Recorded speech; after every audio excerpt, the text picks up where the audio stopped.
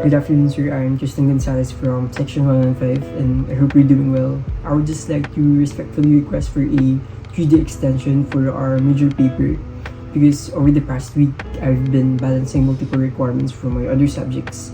And I want to make sure that I can give enough time and effort to this paper so that it meets the standards you expect. I completely understand the importance of deadlines since they help us stay organized and fair to everyone.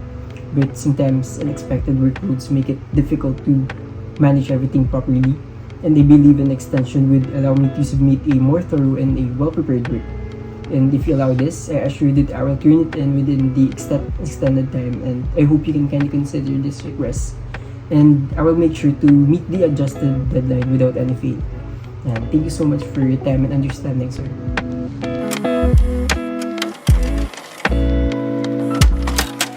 Bro, I'm seriously buried with school stuff right now. Can we push your project deadline a little later or maybe just a few days? I honestly can't keep up this week and it's stressing me out. If you're cool with it, that would really save me, and don't worry, I'll do my part and make sure that we're still on track. Thanks man, everyone.